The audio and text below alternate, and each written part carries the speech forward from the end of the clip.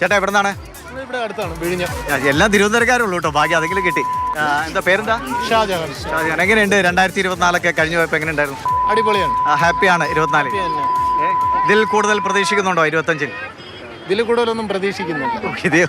അതൊരു എന്താ പ്രതീക്ഷിക്കുന്നത് 25-നെ കുറിച്ച്? 24-നേക്കാളും നന്നാവട്ടെ.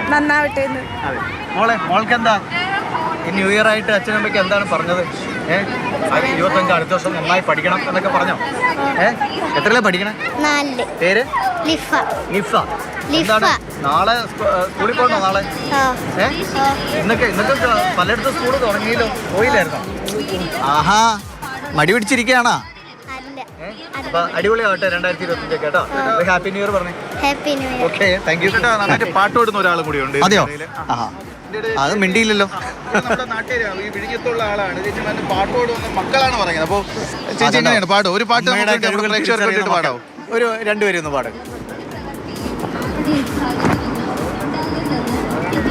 എന്തു പറഞ്ഞാലും നീ എന്റേതല്ലേ വാവേ, നിന്നു പിണങ്ങാതെ ഒന്നുകൂടെ പോവേ, മാനത്തെ കൂട്ടിൽ മഞ്ഞുമൈനയുറങ്ങിയിലേ, താരാട്ടും പാട്ടിൽ മണി തത്തയുറങ്ങിയിലേ, പിന്നെയും നീ എൻ്റെ നെഞ്ചിൽ ചാരു ചില്ലിൻ വാതിലിൽ എന്തേ മുട്ടിയില്ല, എന്തു പറഞ്ഞാലും നീ എന്റേതല്ലേ വാവേ, നിന്നു പിണങ്ങാതെ ഒന്നുകൂടെ പോവേ, എന്നും വേൽനാളം വന്നു കണ്ണിൽ തൊട്ടാലും നിന്നെ കണി കണ്ടേ മണിമുത്തേ മുത്തുണരോ, തുമ്പ കൊണ്ടു തോണി തുമ്പി കൊണ്ടൊരാറാ, കണ്ടെഴുതി നിന്നും കാണാ കണ്ണാടി,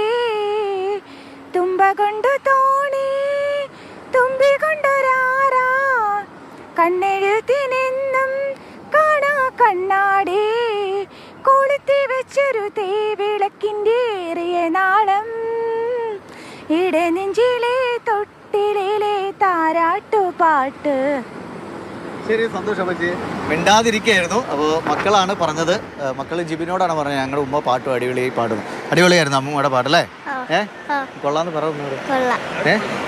അപ്പോൾ 2024 ഏറ്റവും മനോഹര കാഴ്ചയായി ഈ തത്സമയ വാർത്താ പരിപാടിയിലെ പാട്ട് മാറട്ടെ. ഇതുപോലെ ഒരുപാട് പാടാൻ പറ്റട്ടെ.